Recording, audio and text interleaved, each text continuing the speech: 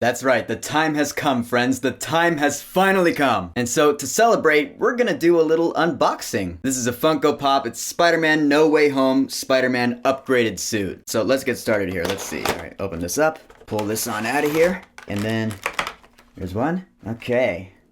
Look at that. There he is. How cool. Also, I'm gonna let you know that this is gonna be a completely spoiler-free review. So if you haven't seen this movie yet, it's okay. You can watch this video. I won't ruin nothing. All right, here we go.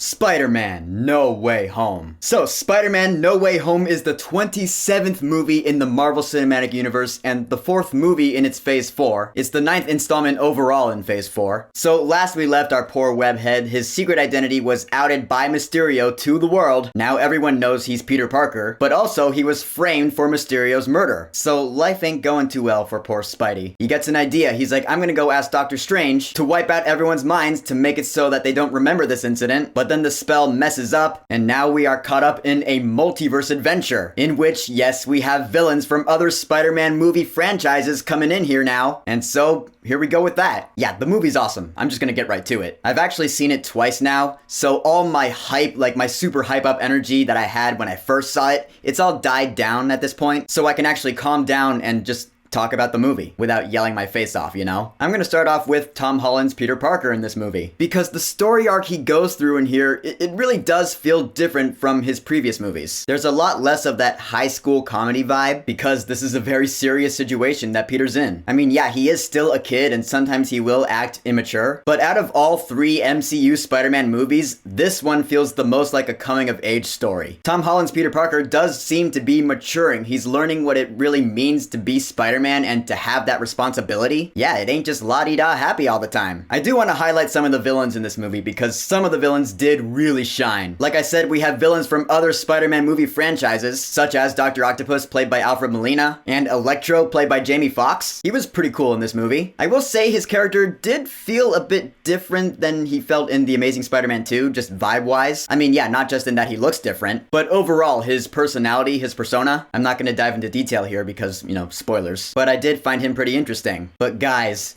Willem Dafoe returns in this movie, reprising his role as the Green Goblin, Norman Osborn, from the Raimi trilogy. And man, I will say, he gave it his all in this movie. It was so awesome to see. There were some moments where he took the spotlight in this movie. I mean, other villains did too, but Green Goblin's moments, they really did hit me hard. It's like he threw a pumpkin bomb at my soul. I mean, yeah, just the fact that we're seeing these villains on the big screen again, I never thought we'd get that. Whoever thought we would ever see Alfred Molina as Dr. Octopus on the big screen again in a new movie? These villains from my childhood movies. Yeah, of course there's a lot of nostalgia. Can't you talk about this movie without being nostalgic and biased?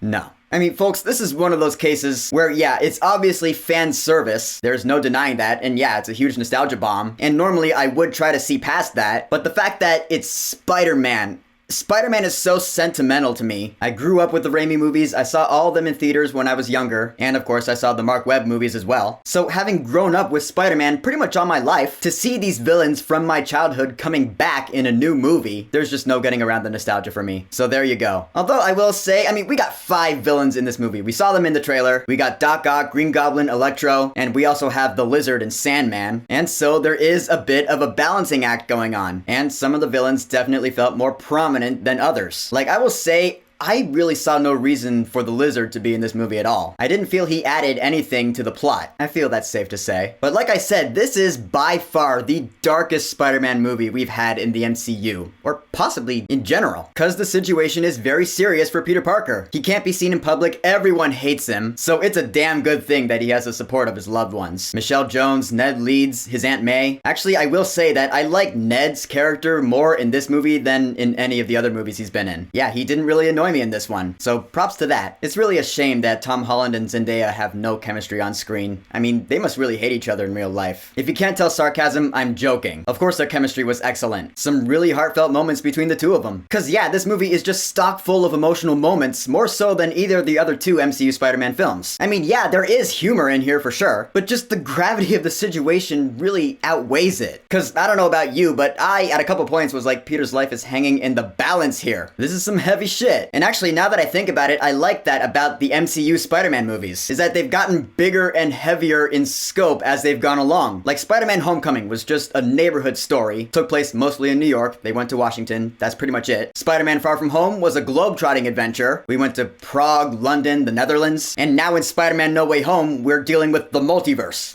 I mean, you can't get much bigger than that. I really like that. Talk about your escalation. Plus, these movies have also just plain gotten better as it went along. There's that too. So before I wrap this review up, I cannot leave you without talking about the score. Once again, written by Michael Giacchino, who scored not only the previous two MCU Spider-Man films, but also Doctor Strange. So it makes sense that both of his themes for those characters will show up in this movie. And it was really cool. I mean, you'll hear that Spider-Man theme, but played by those Doctor Strange-ish instruments. Dang, dang, dang, dang, dang, dang. That was really interesting to me. So huge props to this score. Seriously. So in the end, Spider-Man No Way Home, it's a fucking blast, dude. Tom Holland's Peter Parker is more interesting now than he's ever been, at least in my opinion. This movie does get surprisingly dark and at times even a little brutal. I just love how they portrayed the dire seriousness of Peter Parker's situation. That's something we've never seen before in a Spider-Man movie, and I thought it was done superbly. The villains that stood out turned out to be really interesting characters, and that's never a bad thing. And of course, the musical score was awesome. That main MCU Spider-Man theme, it's grown on me. You know, at first I wasn't a huge fan of it, but at this point I'm like, nah, it works for Tom Holland Spider-Man. It fits with his character. Folks, I love this movie, and for Spider-Man No Way Home, I will say, go see this movie right now. And that is about all I can say without giving away any spoilers. I will, of course, be making a spoiler-filled video about this movie, and it's gonna be soon, so be on the lookout for that. So, Spider-Man No Way Home. Have you seen it yet? What do you think about it? No spoilers in the comments, please. Whatever you think, go ahead and leave a comment. And of course, thank you for subscribing. Now, if you'll excuse me, I'm gonna find a place to put this guy. I like this pose too. He's gliding with the web wings. That's really cool. Peace!